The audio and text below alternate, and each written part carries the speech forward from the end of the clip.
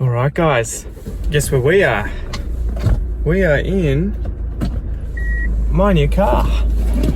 And I wanted to do a video today. Let me just turn the aircon down so that you can actually hear me.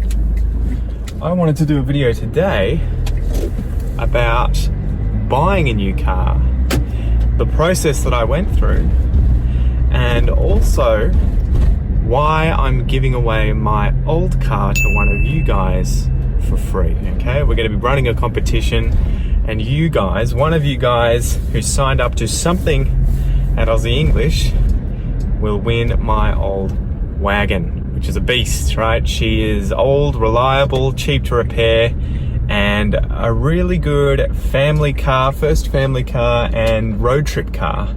But obviously now having two cars, I don't need a second car because Kel can't currently drive. Anyway, we're gonna head down the beach and I will give you the lowdown on what it was like buying a new car and the competition, okay? See you there.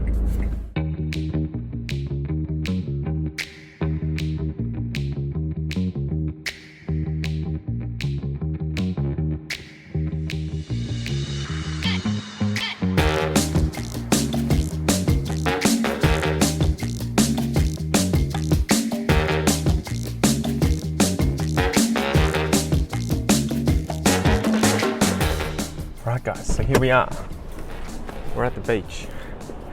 The best thing at the moment is that holidays have finished. So all the people who normally come down to Ocean Grove over the holidays, and all the kids especially, have all gone back to school, and those people have gone back to Melbourne, to wherever they came from, so it's a lot more peaceful, and you will know that because the beach is absolutely empty on a day like this. Anyway, so today I wanted to make a video about this, my new car. I'm looking forward to chatting about it and telling you about the process of what I did and how I researched it, everything like that. So I'll jump back in the car, but first check out this. Loads of work going on down here at the moment because all the sand is eroding away. So they've been doing this for ages, and you can actually hear the drills and everything all the way from back where I am on the other side of Ocean Grove. Anyway, let's jump back in the car. Alright guys, welcome back to inside the car. Anyway, so I wanted to chat about buying this car and the process, and obviously also tell you about how and why I'm giving away the other car. So I did a podcast episode yesterday, and that'll be up on the podcast. I'll probably link it up here or up here. I can never remember which way around these videos go once I actually publish it. I think it's up here. We'll see. Anyway, I spoke about my thanks to you guys because you're the reason that I could get this car. So that episode was more about why I got this car, the importance of getting this car, how long it took me to get this car. So go check that out if you want to you want to listen to more about that. But the nutshell review of that episode was effectively that I bought this car because I wanted something safer for my family. As you can see, the child seat back here for Noah, right? I wanted something a little newer. I wanted something that was more comfortable for going on longer road trips with the family, something that Kel would enjoy, something that she'd be safe learning to drive in. So that was the reason I bought it. The reason that I bought it also, I guess, the second reason is because of you guys who have purchased any of my stuff from Aussie English. So it was a big thank you to you guys in that episode because you're the reason that I could purchase a car like this, because without your support, Aussie English doesn't exist and I have to get a different job using my PhD or making coffees or working in a restaurant again, you know? So it was a massive thank you to you guys for supporting me and allowing me to get this car. Now let me tell you about the process of getting this car. So I was doing research galore online. I was going crazy doing my research, looking into different cars, reading reviews. I mean, you don't have to go that crazy if you're not keen, but I would recommend doing your research. I was reading an article online that was talking about the amount of decision making that goes into buying a new car, and they were saying that the average person spends 3 hours deciding what car they're going to buy. 3 hours, where when they're going to spend a comparable amount of money on something like a holiday, they spend 3 weeks deciding where they're going to go, how much they're going to spend, where they're going to stay, everything like that. So that seemed crazy to me. When I was reading this article, they were really, I guess, questioning why people do that. They buy cars based much more on emotion and the idea, the feel, I guess, of certain brands. But when it comes to spending the same amount of money on something like a holiday, which is very transient, right? You don't get to drive your holiday around for 8 to 10 years, for example, whereas with a car, you're spending tens of thousands of dollars potentially, maybe even hundreds of thousands if you're lucky enough. And that car is going to stay with you for most likely years and years to come, right? So you're going to be using that thing. So it's ironic, it's weird that you would spend very little time doing your research. Now, I went crazy with research because I wanted something that was affordable, that I had saved up enough money to be able to buy. Obviously, I didn't want a loan. I wanted to buy this outright so that I was buying it with money that I'd saved up and I'm not paying a bank or a car dealership or anything like that interest. So that was the first thing. I lived within my means. I saved up first, then I chose the car that I could buy outright, right, with the money that I had. No loans, right? Typically no loans if you can avoid it. Or maybe if you can somehow claim it on tax for work and stuff like that, it might make sense, but typically try and avoid loans. So I did that. I saved up $20,000 thinking that's going to be enough. Hopefully I don't have to spend more than that, but it should be enough to get a relatively new car that's safe and that is good for those things that I outlined before, road trips and the like. Okay. Then I started looking at SUVs. So I decided, what do I want from this car? I want it to be safe. I want it to be relatively big so that I can fit things in it, people or camping gear or surfboards. I wanted it to have leather because I just like leather. It's easy to clean with children as well. I wanted it to have under 100,000 kilometers just so that I knew I wouldn't need to be repairing it all the time. I wanted it to be cheap to repair. So again, that limited me on certain brands of cars, and we might talk about them in a bit. What else did I want? I wanted it to be diesel. So I wanted it to be more fuel efficient and I wanted it to be cheaper to run, right? So those were those things I was trying to work out. What do I want? I also wanted 7 seats if possible, just in case, right? Just in case we were doing a quick trip down to the beach with more than 5 people or to do it more comfortably. So I got this car with 2 seats in the back that fold down nicely, and you can just store stuff on top of them, or you can fold them out and put 2 extra people in. So those were the main criteria. So the first thing was to have a think, what do I want out of the car that I'm going to buy? Before you start looking at cars and think, that's a nice car, I'd really like to buy that car, think about what do you want first? And then you sort of have to work out which of those things was most important. So, you've got all these different factors and you have to kind of work out, they're all a trade-off, right? Some of them you'll get, some of them you won't get. So for instance, if you want really low kilometers, you're going to have to pay more money. If you want a newer car, you're going to have to pay more money. So you have to work within the range that you have, the amount of money that you have, and try and maximize all of those factors. So as new as possible, as lower kilometers as possible, as safe as possible, as big as possible, etc. So I decided on an SUV with leather. They pretty much all come with leather today. I looked online, all of them pretty much come with diesel. There are a few brands that don't. I was looking at the different reviews to look at which cars car experts recommend. So there was a really good channel on YouTube called autoexpert.tv, I believe. I'll link it below, but he's great. He's an Australian guy who reviews a lot of cars that are sold, obviously, in Australia. And he was saying that for an SUV that's a 7-seater, he recommended the Kia or the Hyundai. Another reason that I started looking into those cars was because I wanted something cheap to repair. A lot of cars that come to Australia may seem really luxurious, but generally the further they come to get here, the fewer parts that they get sent over here, so the more expensive they are to repair. And I learnt this as a lesson with my BMW that I bought emotionally when I was 21, 22. So I bought a BMW. The guy who was selling it kind of tricked me. He said it was all fine. The engine was completely screwed. It had a blown head gasket. I should have done my homework. I tried to look around the engine bay. I had people come with me. They said it looked fine, but obviously a head gasket's pretty hard to tell if they've cleaned the oil away. It cost me, once I got the car, I bought it, I took it to get repaired, and the estimate initially was $6,000 to repair that because of all the work, and the parts were so expensive. So even though German luxury cars may seem appealing, and you can probably find a lot of secondhand ones cheap, the reason they're cheap is because they're so expensive to repair. So my biggest recommendation for any of you guys is don't buy things like Mercedes, Audi, BMW, Jaguar, any of those cars that come from Europe or Britain. Don't get those secondhand. If they're out of warranty and you can't afford them new, they're going to cost you an arm and a leg to repair, okay? So that is why I stayed away from those brands. The cheap brands, the reliable brands, are things like Ford, Toyota, Hyundai, Kia. Pretty much anything from Japan or South Korea is really good because we have so many of them in Australia, and they're so cheap to repair because there are so many parts in Australia. So something like this Kia is ideal because it was so cheap to repair. And ironically, if you look at the prices for cars like this compared to BMWs, these are more expensive for the year because they hold their value better, because people know they're cheaper to repair.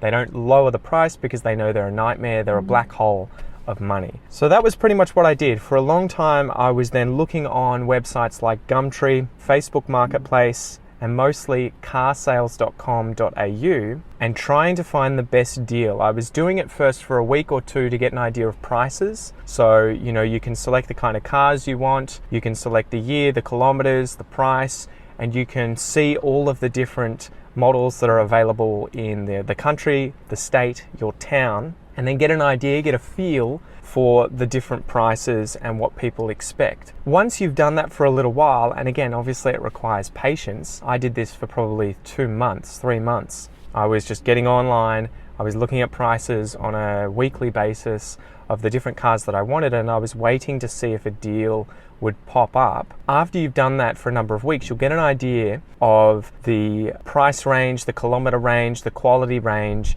for the amount of money that you can spend on the certain brands that you're looking at. And again, a good idea is to have a couple of brands in mind so that you have options. Don't just settle in on one thing, because sometimes you want choice, right? You want to have options, and that's what happened with me. I had settled on a Hyundai Santa Fe. I wanted one of those, a Highlander, which is the same as this car, but because Kia and Hyundai are owned by the same company, the chassis, the engine, everything's the same, but the bodywork and the seats and everything is different inside the car. So initially I wanted the Hyundai. However, they were more expensive because I guess they're more sought after than the Kias. And so that was a trade-off. I had to decide, well, do I want to pay $5,000 extra for the same car effectively, maybe a few extra doodads, but, just because I want the badge of Hyundai? So I was getting an idea, I was looking online, there were a few good deals popping up for Hyundai, but I kept looking at Kia Sorentos as well, just to see if anything good would come up. Now, the average Hyundai that was a 2012 model with leather, with 7 seats, that was a Santa Fe Highlander, was about $23,000 with more than 130,000 kilometers on that car usually. So I was like, okay, that's the basic idea of what I'm going to be looking at, what I'll probably end up getting. I kept looking at the Sorentos, the Kia Sorentos, and this one popped up for $20,000, and it only had 59,000 kilometers. I couldn't believe it, right? Really low kilometers, which is really, really good. Usually that kind of low kilometers in the same Hyundai would push it up to probably $30,000, $32,000 from the research I was doing. So I jumped on it. I was watching this for a few days. I sent some messages on car sales asking if it was still available. I had a look at the photos. I had a look online about potential problems that this model might have. Has it been recalled? I did a check on the registration. Has it been in any accidents? Has it been stolen? You can do that through car sales. So again, do your research. Make sure that the car is in order, but also it's not financed, it's not stolen, it hasn't been written off, so you don't have these problems later on in case you buy it in cash and you haven't, done your research. So I did that. I kept an eye on it. I chatted to the guy, and within a few days he dropped it by another $1,000. So it was only $19,000 this time. And I was like, okay, I need to get this car.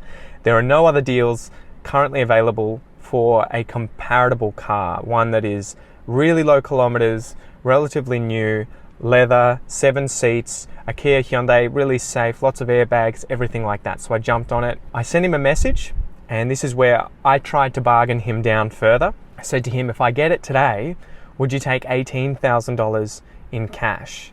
So you can quite often do that. In Australia, bargaining isn't a problem. You can always ask, right? Obviously you don't say, I'll give you $2,000, I'll give you $2,000, you know, you have to try and do what's fair, which is usually about 10% of the price, right? So I did that, but he said, he replied to me, it's a firm $19,000 because I have 3 other people coming to see the car on the weekend if you don't come and get it. That's when I knew I needed to get it, because there's obviously a bit of competition, assuming he was telling me the truth. So I drove up to Melbourne with my dad in his car, because if I got the car, I would obviously need to drive the car home, and someone else with me would have to drive the car that we took up to Melbourne home. I went to Westpac and I decided to take the money out in cash, because I've never transferred that amount of money online. And I wasn't sure if he would be comfortable seeing that I had transferred the money and just being like, yeah, take my car. So I took the money out. Unfortunately, I didn't give the bank notice. This is another note for you guys. If you're going to take out a substantial amount of money from the bank, let me just have a sip here. I've had this here the whole time, but I haven't had any. You need to give them warning so that they make sure they have the money on them. So I walked in thinking, you know, it's a bank, they'll have the money. And I said, you know, I need to take out $19,000. And the lady was like, I'll have to check. And it ended up being in $50 notes, so it was twice the amount. You know, mass-wise of money, right? So I was carrying around a sack of $20,000, the most amount of money I'd ever seen in my life. It made me very nervous. So I got that money, I got in Dad's car, we drove up to Melbourne, I got out and I met the guy, I believe his name was Andrew, who was selling the car. So again, I'll talk about what I did there. So the etiquette there was that, you know, you try and be amicable, you say hello, you say g'day, you try and develop a relationship with the person who's about to sell you something. You know, that's just how it's done. So we got chatting, found out where he was from, that he'd been down to Ocean Grove, my hometown, recently. So we were just talking about different stuff as well as the car at the same time. He was showing me how the car works. I was asking him, you know, has it been in an accident? What's your reason for selling it? And he showed me the car across the road, which was brand new, you know, another family car, but newer. So that made sense, right? Because sometimes people will be selling it because there's a problem with the engine or something dodgy is going on. So it's always good to try and get a feeling of whether or not that's happening. Had a look around the car. He showed me everything. He was pretty honest about, you know, there's a few scratches on the front. But other than that, it's mechanically perfect. It's always been serviced at Kia. I almost said IKEA. He showed me the service record. He showed me, everything else. I asked to look at the engine. I made sure there was no oil around the engine, that it looked clean. I had a look at the gaskets and other parts underneath the car to make sure that nothing was, you know, broken, at least that I could see. So even if you're not car savvy, just have a look around to see if you notice anything that looks bad, right? Broken rubber seals, rusted metal, oil that's everywhere, liquid that's everywhere. I asked him if he'd turned the car on yet that day, because it's always good for you to be the first person to turn the car on. Turned it on, sounded like a dream, was working really well. Then I said, can I take it for a spin, right? Can I take it for a test drive? And he said, that's fine, but I'm gonna come with you if that's okay. Sometimes people will allow you to just take the car because, you know, you've left your car there, so it's pretty obvious you're not going to disappear, at least they'd hope. They might ask you to leave something like the keys to your other car or maybe your phone or something, you know, they'll ask for some sort of security. In this case, he wanted to come with me, which wasn't a problem. We just kept chatting and I just kept driving around to sort of get a feel of what it was like. Did it sound right? Did it handle well? Did there feel like there were any mechanical issues? Everything like that. Is it running well? The electronics working, etc. It was perfect. So we came back. I said to Andrew, I'm just going to have a chat to my dad about things, see what he thinks, and then I'll let you know whether or not I'm going to grab it, or whether or not I'm going to buy it. So he went inside to his house and just said, knock on the door, you know, tell me what happens after you've chatted to your dad. I went and had a chat to Dad, said, I love it, I want to get it. And he said, you know, it's a really good deal, low Ks, new car, cheap price, good quality, I reckon you should get it. So that's another one, get a second opinion from someone else, right? The only other thing that I probably could have done better if I'd had more time and wanted to spend a bit of money was potentially get a mechanic to look at the car. Whether you know a mechanic, you can take a mechanic with you, or you organize an appointment near you where you're buying the car and just say, I want to buy this car, can I organize for you to have a look at the car at your workshop on this day at this time? And you have to obviously organize that with both the mechanic and the person selling the car, and then you can sort of get feedback independently about the engine and how the car runs. I didn't do that. I was willing to take the risk, and I kind of had a look around and it seemed all fine. And because Kias are so cheap to repair, I wasn't too afraid. So went back inside, went over to his house, knocked on the door and said, yeah, I want to buy it. The only condition is I get a drink of water because I'm really thirsty. We went in, he gave me the forms. So there are a bunch of forms that you have to fill out with your license number, the amount the car is worth, the market value. So not how much you paid for the car, but the market value of the car. What the Vic Roads, what independent people say the car is worth. If it was, say, being insured and written off, how much is the market value of the car? So you put that down, you fill out the forms, you make sure you have his information, you make sure you have your information, because this stuff you have to take to Vic Roads here in Victoria, the, government roads and cars registration place. You go there, and this is where you transfer across the car into your name, the registration of the car into your name. So you make sure you have all that. He counted the money, which is fair enough. It's a lot of money. So I gave that to him. I said, it's a deal. He counted the money whilst I was filling out the forms. And after that, we shook hands. That was it. Gave me the keys. And then I drove home. And that's all she wrote. The car is now mine. So yeah, what a story, huh, guys? That's the process, though. So the point of this episode was to tell you about the process of buying a new car, the do's and don'ts, the sort of protocol that you go through when meeting people, when doing your research, and also what kinds of brands. So again, to reiterate, if I were you and I am on a limited budget, I would not buy second-hand German or British, European cars. They are incredibly expensive to repair because the parts are so few in Australia that they have to bring them in overseas. One example was that, say the headlight on this car breaks. I can't imagine it costing more than $100 to fix, really, to be honest. If you bought a new Audi R8, a new one, a second-hand one, that depreciated from $250,000 to $75,000, it seems like a deal, right? The light on the front of the car would cost $6,000 to repair and 2 months to come into the country. So stay away from German cars, guys. Do your research. How much are they going to be to repair? What are parts like? And do they have a lot of problems? German cars aren't built to last decades and decades and decades and just go, go, go, go, go. They have so much technology in them that they break down after 5, 7, 10 years all the time, and they cost you a shitload to take care of. So avoid those. Anything Japanese is where your money is. So things like Toyota, Mitsubishi, Honda, those are great. Or South Korean, right? Things like Hyundai and Kia, they are really good brands as well, especially if you guys have a family and you want something like this, okay? So now I'm off my pedestal there. What's the story with my other car? So I was thinking, again, if you've heard that episode, you'll know, I was thinking I need to get rid of this car. I want to sell it. It's not worth very much. It's worth $2,500. But instead of selling it, I want to give it to one of you guys. Okay? I want to give it away. So we're going to do a competition, guys, where obviously you will need an Australian license so that you can get the car in your name when you win the car. You can transfer it across into your name. You'll need to come and pick the car up. So there are a few conditions there. And the other ones are that you need to have purchased something from Aussie English. You need to have been someone who helped me buy this car by purchasing something from Aussie English, whether in the past or this month. So any new sign-ups, if you sign up for the Academy, if you sign up for the Premium Podcast, if you buy any of my courses, you will instantly be able to enter to win my old car. So you won't have to buy a new car, because I know how hard you guys work. You get to Australia, you need transport. It's not easy to sort out. So I want to help you out there. Now, that's the first way of entering, or the first part of entering, purchasing something from Aussie English, whether in the past or now, you're signing up for my courses, signing up for the memberships. After that, I need you to send me an email that tells me how this car is going to improve your life in Australia. That's it.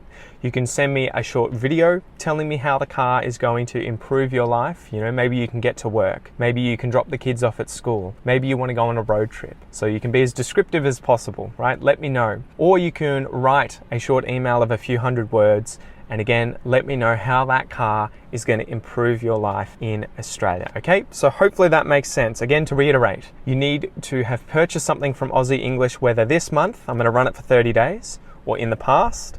You need to send me a video or an email telling me how this car is going to change your life. You need to agree to the fact that you'll have to come and pick up the car from somewhere around Geelong, right? I can probably drive a little bit of the way, but it needs to be I'm not driving to Sydney, okay? Or I'm not driving to Darwin. You need to be able to come and get the car. And you also need to have a license in Australia to allow you to register that car in your name, right? You have to get the car registered in your name. I'm not letting you drive it around for the rest of your life in my name, right?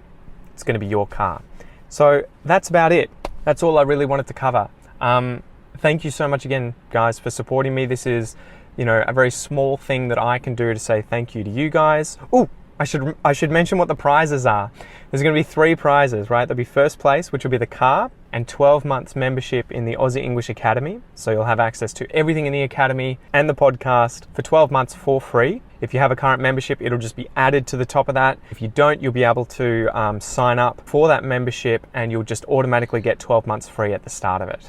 The second prize will be 12 months free in the Academy, and the third prize will be 1 month free in the Academy. So yeah, lots of information there, guys. I will put together a page sort of explaining it again, just so that you are aware of what's going on, but I'm looking forward to seeing your entries. Anyway, thanks again so much, guys, and I will chat to you soon. Peace.